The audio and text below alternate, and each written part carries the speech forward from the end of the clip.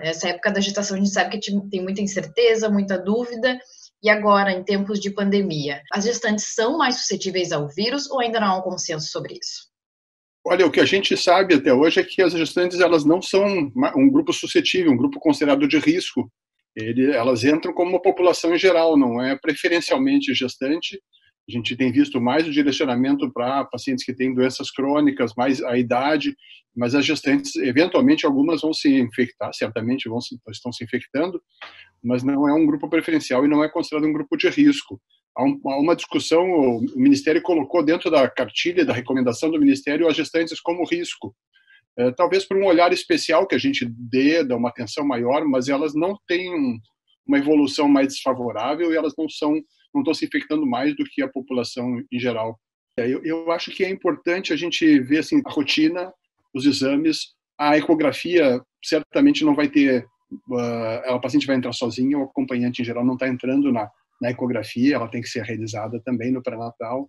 Então, algumas mudanças que vão ser feitas para ajustar essa rotina e proteger mais a paciente, obviamente. E a higiene, né? Lavar as mãos, lavar com frequência, isso é fundamental, não é? Conversei com uma gestante que vai ganhar no próximo mês, em maio, e ela está muito receosa em relação ao parto, né? Ao estar no hospital, a receber visitas depois, quais as suas orientações? O que a gente está vendo, então, assim, que a doença não é preferencial para gestantes, ela, quando aparece na gestação e se resolve na gestação, ela não tem dado defeitos no bebê, ou não tem causado problemas nesse desenvolvimento dos bebês mais tarde, isso a gente tem observado, mas ainda o acompanhamento é pequeno. Essas pacientes, então, que têm uma programação para o parto, elas vão ter poucas modificações, elas vão ter esse rastreamento na entrada da maternidade, então as pacientes vão para um atendimento separadinho das outras pacientes, uma distância entre as gestantes, na própria sala de espera existe um distanciamento entre as pacientes, não existe nenhuma mudança em relação ao trabalho de parto e parto, não tem que mudar a via. Se a paciente tem uma perspectiva de um parto normal, está andando bem a sua gestação, não tem por que planejar uma cesariana ou antecipar o parto, nada disso. Ela vai ter o acompanhamento usual. Se ela tiver assintomática, o que ela vai encontrar de diferente é isso, é menos acompanhantes com ela, provavelmente só o parceiro, se ele não tiver nenhum sintoma, e a equipe está se preparando com equipamentos de proteção individual, então vai ter um médico com máscara, com óculos, vai usar luvas no manusear a paciente. Esse é o cuidado básico que tem sido feito numa paciente que não tem sintomas e que não tem a doença, né? Voltando para casa, seguindo o isolamento e a amamentação normal também.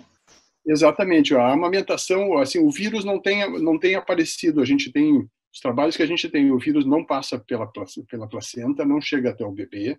Ele não é identificado no sangue do cordão do bebê, não é identificado na placenta, no líquido amniótico também se olhou, o vírus não aparece. Então, não há casos de transmissão mãe-bebê intraútero. Não aparece isso. Até hoje, por enquanto que a gente sabe, é isto. O risco de contágio para o bebê é após o nascimento, por gotículas de saliva, pelo contato, como a maioria das pessoas estão se infectando, né? Então, a gestante tem que ter um cuidado no lavar as mãos, também no manusear o bebê.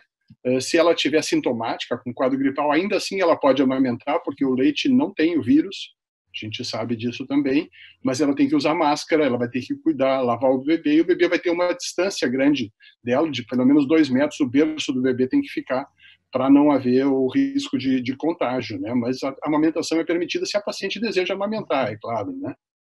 O senhor falou do pré-natal, que deve seguir normal para as gestantes, e após o nascimento, vacinas, tem todo um processo também, procura também manter o calendário. Exato, e também é importante que as pacientes, as gestantes, façam as vacinas da gestação, né? O H1N1 é muito importante, porque esse sim, ele tem uma predisposição para gestantes, é um grupo preferencial de risco na gestante, é a influenza, né? A gripe. Então, vacinar contra a gripe, e já estão chamando os postos de saúde, acho que devem estar começando a vacinar gestantes agora nos próximos dias, então os pacientes procurem fazer a vacina do H1N1, tem a vacina que se faz também na gestação, que é o DTPA, que evita a coqueluche no recém-nascido. Então, essa é a rotina. A hepatite B tem que avaliar se ela está imune ou se precisa vacinar. E o bebê fazer as suas vacinas também na rotina. Isso não muda porque... E também o próprio pré-natal de alto risco, aquelas pacientes que têm que ter um cuidado maior, porque elas têm hipertensão, porque têm diabetes, essas pacientes têm que manter um rigor e o cuidado, porque se tiver um descuido no pré-natal, tem uma chance maior de problemas e desfechos ruins, de problemas com o recém-nascido, né?